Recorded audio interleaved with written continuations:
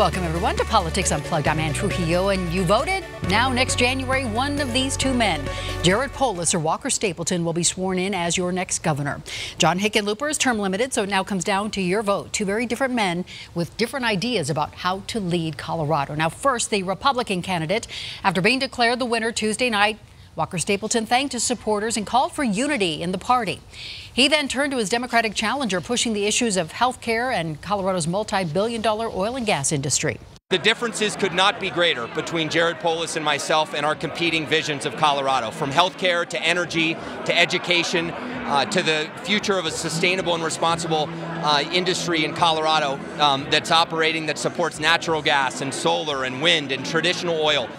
Stapleton says he will continue to support President Trump and believes his experience in business puts him in the best position to deal with our state's infrastructure demands. Now to the Democratic candidate. If elected to Colorado's top job, the LGBTQ Victor Fund says Jared Polis would become the first openly gay governor ever elected in the U.S. Right now, Congressman Polis, who's from Boulder, represents Colorado's 2nd Congressional District. He says he's focusing on issues that matter here in Colorado. Regardless of people's ideology, they really value our state and love our state. And frankly, on all sides of the aisle, no matter what their ideology, they want a governor who's going to do something about traffic. They want a governor who's going to work to improve our schools for their kids. They want a governor that's going to make sure that taxes are low and that businesses can thrive. Polis is by far the biggest spender so far, fronting nearly $12 million of his own money just on his primary campaign. And Democratic strategist Steve Welchert and Denver Post columnist Krista Kafer are back with us today to talk about the primary. First, I think we can all take a deep breath. It was a big night here in Colorado, but really it was the outcome that everyone expected ultimately. Yeah, there's no real big surprises. Tuesday night it was the outcome. I think the surprise actually for me came the next day when Justice Kennedy left the Supreme Court. In Colorado, that has huge implications. If Donald Trump does what people expect, which is appoint a justice who's going to want to, kind of get rid of Roe v. Wade, that throws it back at the states. And so the debate in Colorado is going to be, do you want Walker Stapleton in charge of that in Colorado or Jared Polis? Colorado is a very pro-choice state, so I think that'll be an interesting debate to have coming in the fall. I think the results are really, they were interesting in the sense you've got two men who are almost the same age. I think it was the two that we predicted. Two really good men, two men that love the state and will work hard for the state, but very different on policy. You've got one that will respect Tabor, respect oil and gas development, and one that wants to look at socialized medicine and perhaps phasing out or perhaps cutting back on hydraulic fracturing, which would be bad for the state. But it gives Coloradans a chance to choose between two good men with two very different policy prescriptions for the state. It seems to make it clear for voters, right, when we're talking about, as we said, two very different people. This will be about as stark a contrast as you can make. But Jared Polis doesn't easily fit into a box. I mean, he's the state's leading champion of charter schools. He's a big education reformer. He's frankly a libertarian on things like guns and marijuana, so he's not easily put into a box that they're going to try and put him in. He even supported vouchers at one point, so he is an interesting person, an independent mind in some respects, but when you're looking at something like socialized medicine, I'm not sure that your independents or even moderates can get behind that. Well, I think everyone in Colorado is going to want to have more health care, but I think we all understand we're not going to have single payer just in one state. That's going to be national policy. He's talking about an aspiration more than a real functional policy. Steve, you mentioned education. We know teachers put a lot of money and support behind Kerry Kennedy. Where do they go now? How does that end up? That's a really good question. I don't see him going with Walker Stapleton clearly, but I suspect Jared's pick for lieutenant governor might have something to say about that. That'd probably be somebody who's going to be a bigger friend of the teachers. Were you surprised with Joe Salazar and Phil Weiser? Because Joe came pretty close. I'm still very surprised about it. Salazar people thought was kind of related to Ken Salazar, even though Ken was in Phil Weiser's ad. Right. And that was a shocker. Yeah. He came really close. I think George Brockler loses out a little bit because now he faces the stronger candidate.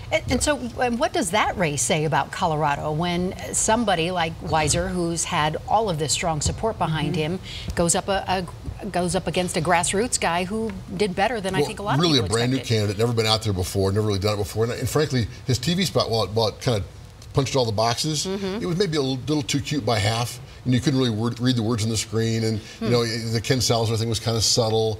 The Trump thing at the beginning was a little subtle. He needed to kind of hit him over the head a little stronger with it if you're going to do just one ad. Well, the Bernie Sanders part of the Democratic Party here in Colorado must be pretty strong. Yeah. Well, Bernie Sanders beat Hillary Clinton here, so it in fact is. Yeah. Okay, money in this race. We saw, what, $25 million spent in the primary. What do you think we're going to see leading up to November? You got to figure for that because it's going to be a lot of money. It's going to be huge. Well, I predicted Jared's number a while ago, and I think that he'll double or triple that number for the fall, and I think that's pretty certain. And the great thing about the primary was the turnout was up substantially, up from 30s to 40, 45% for both parties, and I think that's a good sign for everybody. Well, and I think with money, you can look at it two different ways. Does that mean that poor people can't get into races? I think that's a good objection. On the other hand, Jared made that money, and he worked really hard as a businessman. Why shouldn't he put his own money into it? And also, other people are free to put in money, whether you're rich or poor, to support ideas and candidates that you like. We'll see. We'll see. Yes. Okay. So this was also supposed to be the year of the woman. Women are running in record numbers. Women are supposed to win. Not here. Not in our gubernatorial race. You know, it's got to be the right woman. It's got to be the right candidate. I mean, women don't always just vote for women, right, ladies? I mean, you want to vote for the right candidate. And so, I'm still stunned from the Kerry Kennedy hand up and down thing at the Channel 7 debate. I think, you know, her vacillation, her inability to really articulate her position, she should have been much stronger about that. Truth is, Jared Polis faced the JV team in both Kerry Kennedy and Michael Johnston. They're talented people, have a lot to offer and a lot to give, and I think Johnston will be back in politics at some point, but they weren't ready for prime time. They weren't ready to engage Jared Polis, and it showed. I think Jared's been ready for like the last 20 years. So, yeah. Who on the Republican side do you think we'll see again in politics? You know, I don't think that Victor Mitchell is over yet. I think he could come back in another capacity. Who else do you think we could see? Which congressional district does he live in, do you know? I think he is in Douglas County, so... Yeah.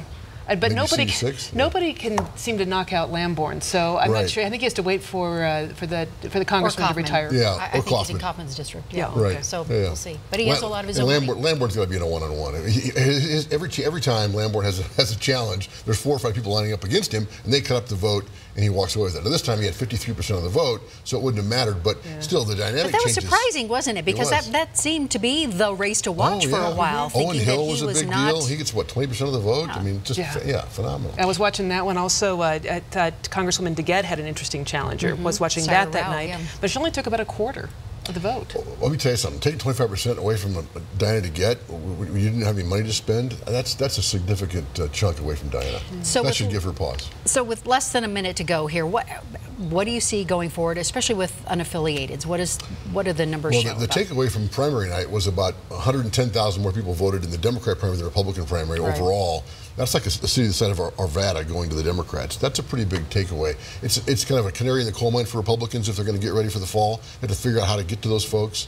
And I suspect Jared Polis probably spent the most time and effort on that voter base, but still, come fall, he'll have a head start talking unaffiliated over Walker Stapleton. I can say as an unaffiliated that I appreciated the chance to weigh in. I thought they were great candidates, so it was, it was fun to be able to choose, and I appreciated that choice. So strategically, what do you see either one of them doing as we how do you go after a group that you don't know? I mean, you know that they are partisan in some respects, but do you know, are they to the left of the base or to the right of the base? So there's an awful lot of new data mining and things that are happening right now. Jared Polis is on top of that. I'm convinced Republicans have smart people on top of it as well. They know. Just because you're unaffiliated doesn't mean they don't know which stripe you have on your back. So they'll figure it out. Lots of information out there floating around. Steve Walter, Krista Kafer, as always, thank you both for being here. Happy 4th of July. Happy 4th of July. And to you too. We'll be right back.